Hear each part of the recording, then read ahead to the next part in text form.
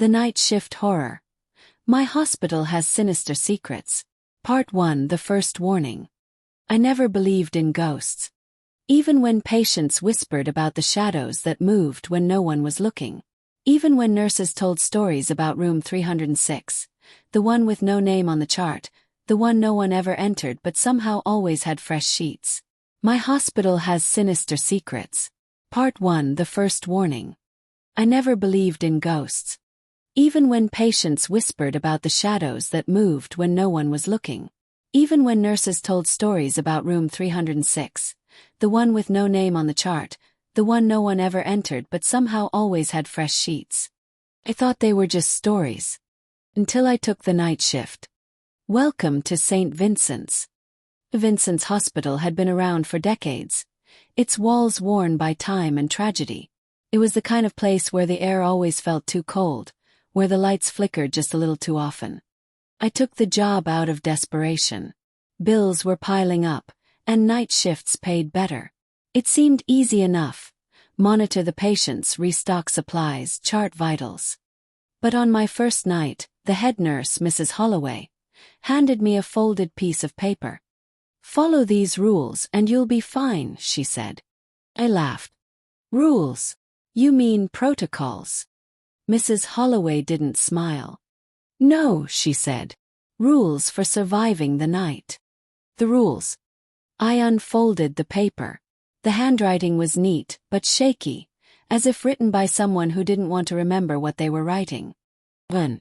Do not enter room 306, no matter what you hear. 2. If a patient rings the call bell but their room is empty, ignore it. 3. At exactly 2:17 a.m., a man in a white coat will ask for directions. Do not speak to him. 4.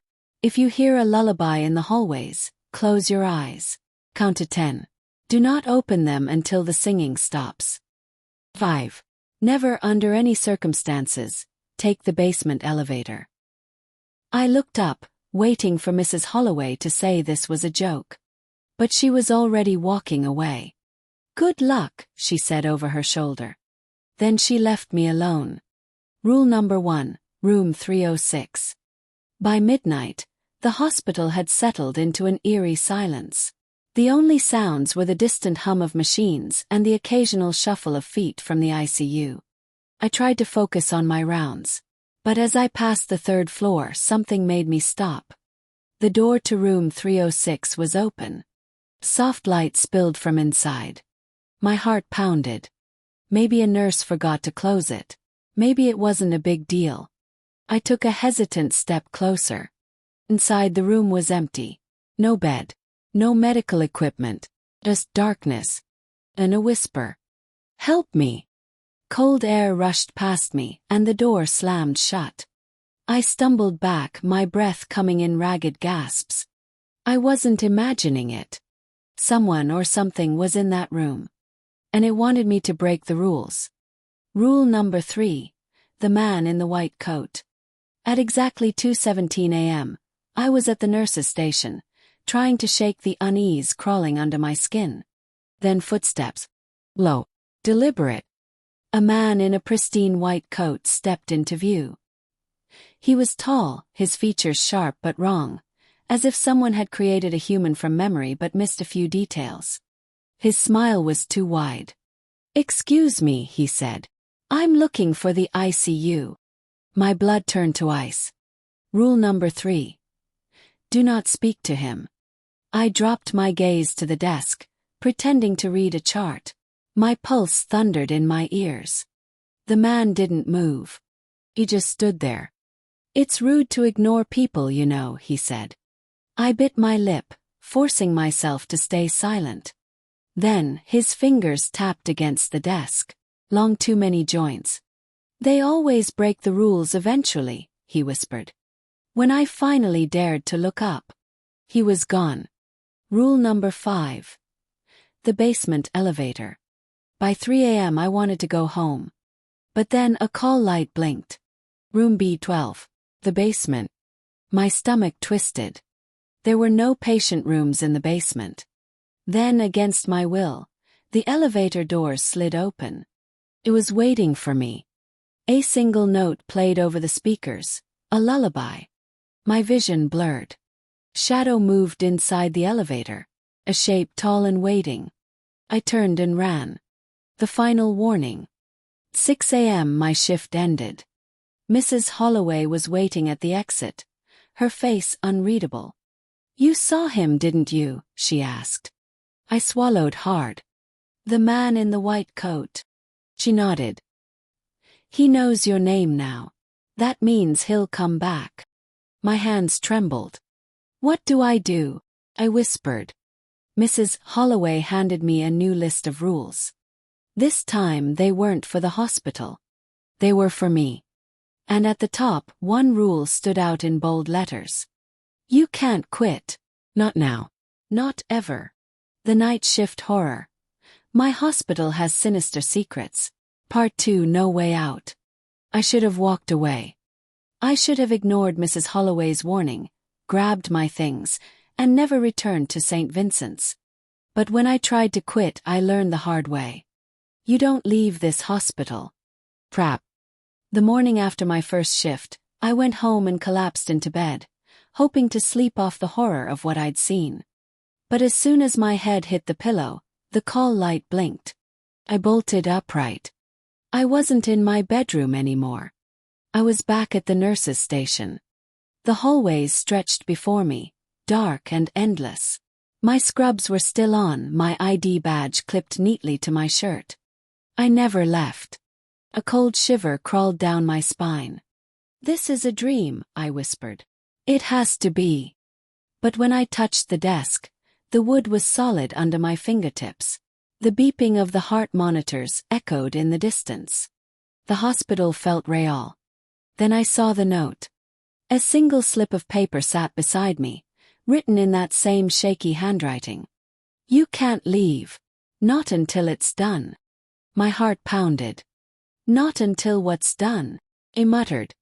No answer. Just silence. Then footsteps. Rule number 3, he's back. I didn't need to look at the clock to know what time it was. 2:17 a.m. The footsteps were slow, deliberate, growing closer with every passing second. "Excuse me." I clenched my fists. The man in the white coat. "I'm looking for the ICU." He was closer this time. I could hear the rustling of his coat, the shift of his polished shoes on the floor. "You can help me, can't you?" I squeezed my eyes shut. It's rude to ignore people. My pulse hammered against my ribs. I wouldn't look. I wouldn't. The air around me grew cold. "You're making this difficult," he murmured. Then something touched my shoulder. Gasp, jerking away. The moment I moved, he laughed. Not a normal laugh. Sound like static crackling through a broken speaker. I turned my head, just slightly, and saw his reflection in the computer monitor. His face was a glitch. A blur of shifting features, as if reality couldn't decide what he was supposed to look like. And his eyes, black voids. I squeezed my eyes shut, forcing myself to stay still. The laughter faded. When I opened my eyes again, he was gone. Rule number 2, the empty room. The moment his presence vanished, another sound filled the hall. Call light. It was coming from room 412. I checked the patient list, my hands trembling. Room 412 was empty. The rule was clear, ignore it. But the light kept blinking, demanding attention. Then the call bell rang. A long, shrill sound that echoed down the corridor. I gritted my teeth. I couldn't take it anymore. I grabbed my flashlight and started toward room 412. The door creaked as I pushed it open. The bed was made, the monitors off. A thick layer of dust coated the countertops. But the chair in the corner, it was rocking. And forth. And forth. Like someone had just stood up. I took a step back. And the bathroom door swung open. A woman stood in the doorway. Her hospital gown hung loosely from her frame, her skin pale and bruised. Her hair was wrong, floating around her as if she were underwater. And her eyes hollow. "Me." You shouldn't be here, she whispered. The door slammed shut. Ran. No escape. I didn't stop until I reached the exit. I swiped my badge over the scanner, my breath coming in frantic gasps. Nothing. I tried again. Access denied. My heart pounded. Let me out, I screamed, slamming my fist against the door. No response. Then behind me. Voice. You can't leave. Turned slowly. Mrs. Holloway stood in the hallway, her expression unreadable. I tried to warn you, she said softly. But you didn't listen. I shook my head, panic rising in my throat. Please, I begged. Just let me go. Mrs. Holloway sighed. You don't leave until the hospital says you can. Then she handed me another list of rules. At the top, one new rule had been added. Rule number 6. If you try to escape, the hospital will keep you forever. The Night Shift Horror. My Hospital Has Sinister Secrets. Part 3. The Missing Patients. There was no way out. No matter how many times I swiped my badge, banged on the doors, or begged Mrs. Holloway, the hospital wouldn't let me leave. I was trapped. And the longer I stayed, the more I realized something terrifying. Not everyone here was alive. Rule number 7. The patient who wasn't there. After my failed escape, I spent the next few nights keeping my head down. Follow the rules.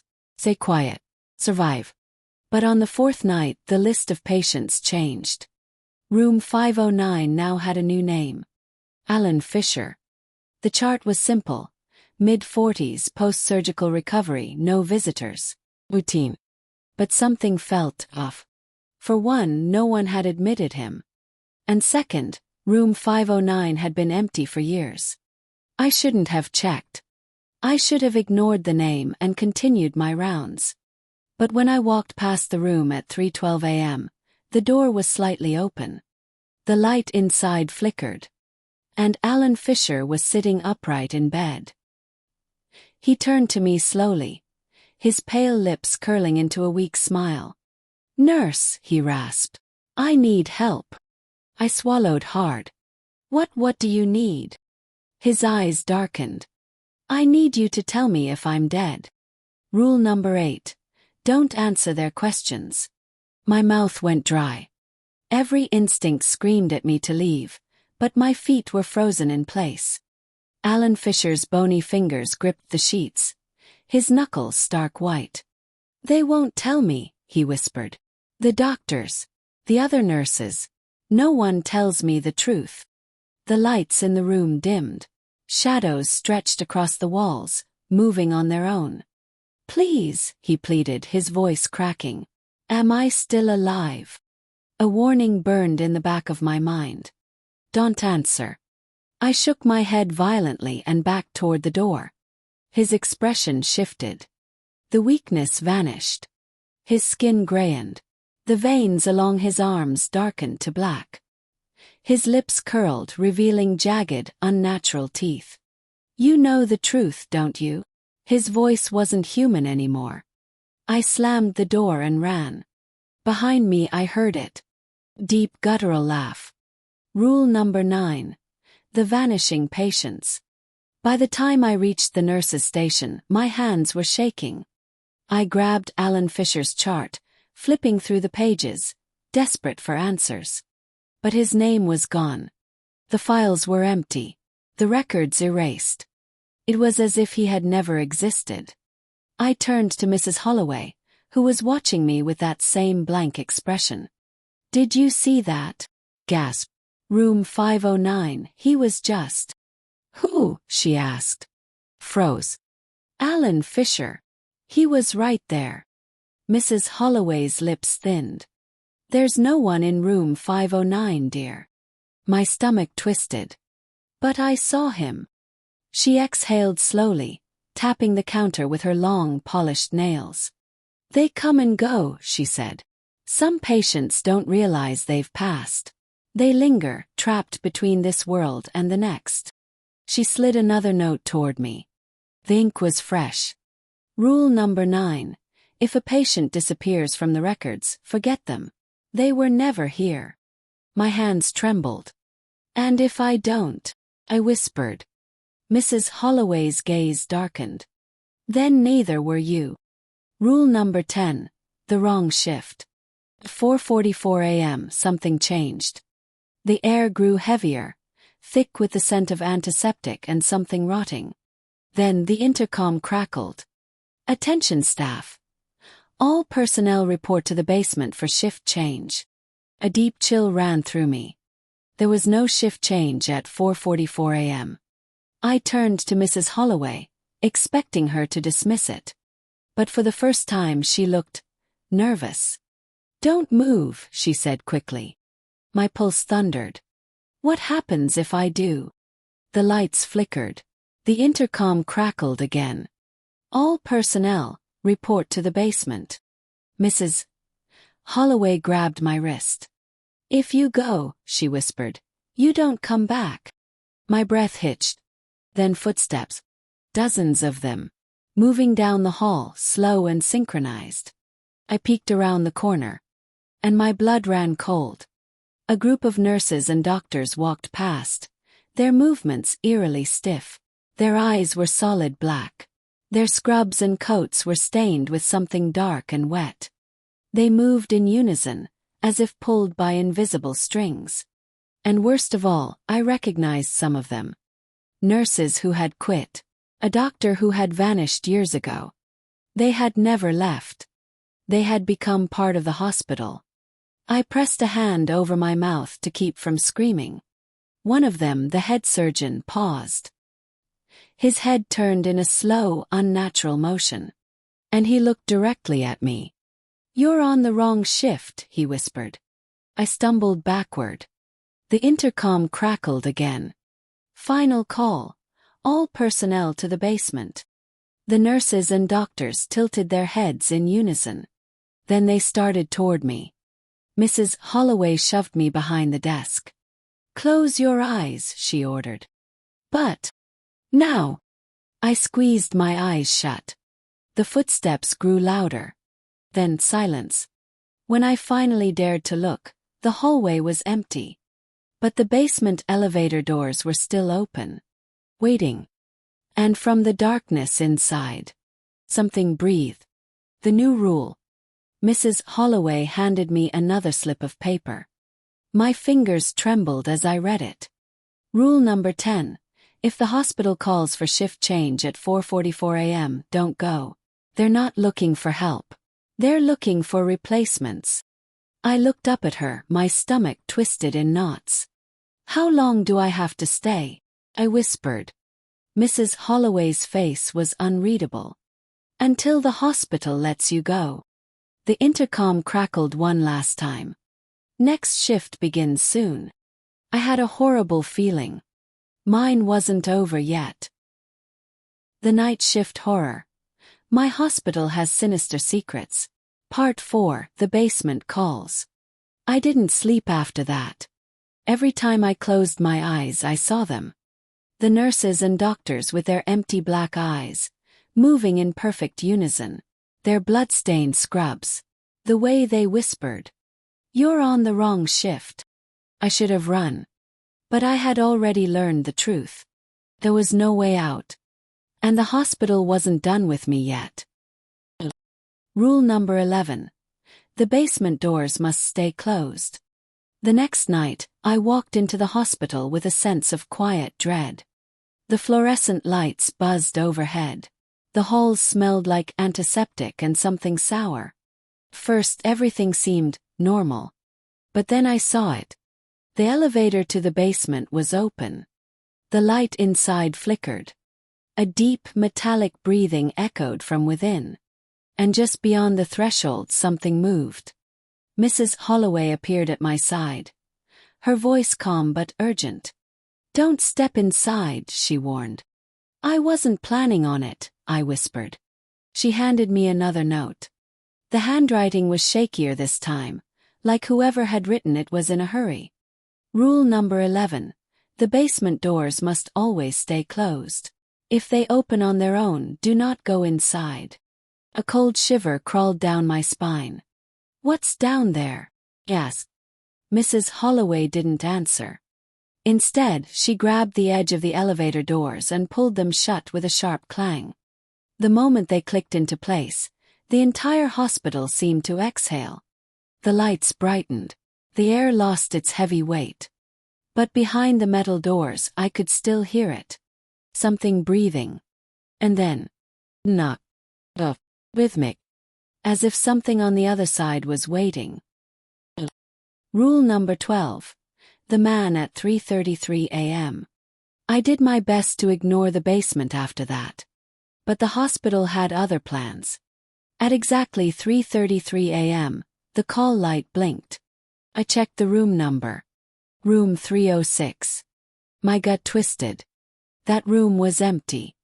The intercom crackled. "Nurse needed in room 306. I turned to Mrs. Holloway, expecting her to stop me. But she was gone. My hands were shaking as I stepped into the hallway. The air felt wrong. Too cold. Too still. The door to room 306 was already open. Inside, a man sat in the chair beside the bed. He wore a hospital gown. His hands were folded neatly in his lap. And his face. It wasn't there. A smooth, featureless void stretched where his eyes, nose, and mouth should have been. And yet, I knew he was looking at me. The air around him warped. The walls darkened. The fluorescent lights flickered. A deep, unnatural voice rasped. "Come closer." My legs locked. I didn't move. The thing in the chair tilted its head. "You can see me, can't you?" I took a slow step back. The air rippled. The walls breathed. Then, without warning, he stood. His movements were wrong, too smooth, too fast. His arms hung loosely at his sides, like a puppet with its strings freshly cut. Bolted. Behind me, I heard the whisper. "You shouldn't have looked." The intercom crackled. Rule number 12. If you see the man in room 306 at 3:33 a.m., do not look at his face. If you do, he sees you too. I ran until I reached the nurse's station. But something wasn't right. The computer screen flickered. The hallway lights dimmed. And then, in the reflection of the monitor, he was standing right behind me. Rule number 13. The final warning. The lights went out. Total darkness swallowed the hospital. And in the silence I heard it. The breathing. It was everywhere now. Deep, hollow rattling. I fumbled for my phone, my fingers shaking. A single message glowed on the screen. "The shift ends at 5 a.m. Make it until then." Turned slowly. And saw the shadows moving. They poured from the open hospital rooms. Crawling along the floor. Slithering up the walls. Shapes flickered within them. Arms, fingers, faces. And all of them were looking at me.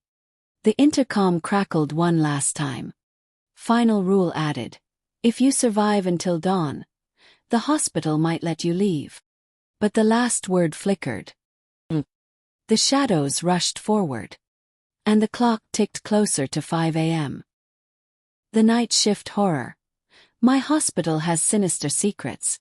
Part 5. The hospital never lets go. There were too many of them. Shadows slithered from the walls. Dark, shifting shapes filled the hallways, moving with silent purpose. The hospital was awake now. And it wanted me to stay. The intercom crackled overhead. Final rule added. If you survive until dawn, the hospital might let you leave. I wasn't safe.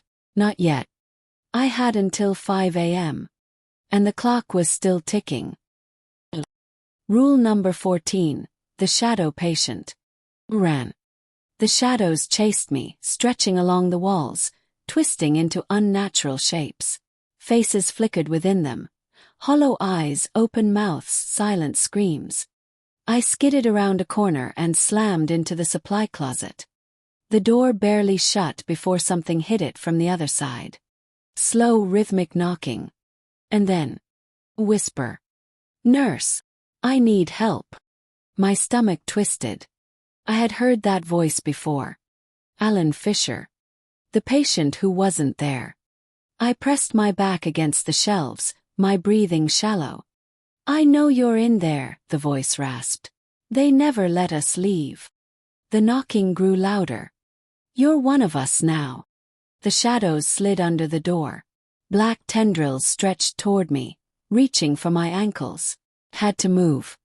I grabbed a canister of hospital-grade salt, one of the only things that seemed to repel whatever these things were, and flung it across the floor. The shadows reeled back, hissing. I threw open the door and ran. The hallway was different now. The lights flickered a sickly yellow. The doors to the patient rooms were gone. Instead, only one door remained. The basement. It was wide open. And something inside was waiting. Rule number 15, the last choice. A voice slithered through the air, low and unnatural. Shift change is coming. The air grew thick. The walls pulsed, as if the hospital itself was alive. And from the depths of the basement, I saw them. The other nurses and doctors. The ones who had disappeared. They stood in perfect rows, lifeless yet awake. Their black eyes locked onto me. It's time, the voice whispered. The hospital wanted to keep me. But I wasn't ready to belong to it. I turned to run.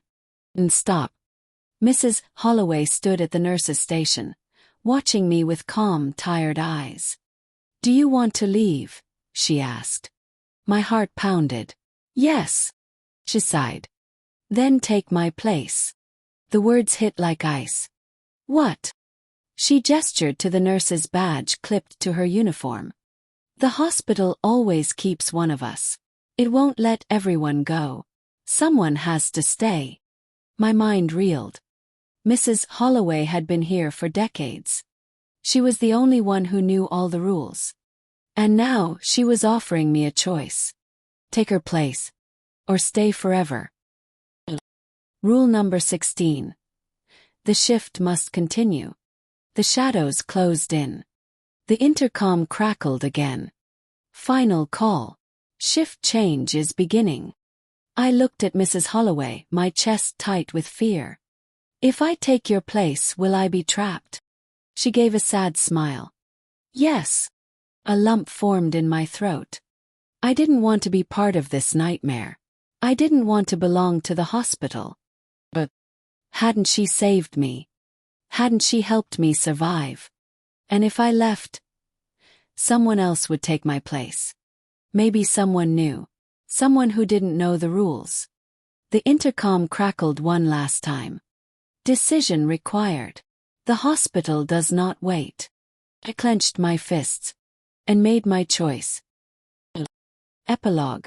The new nurse. The hospital is quiet now. The night shift continues. The rules remain the same. Mrs. Holloway is gone. And I sit in her chair.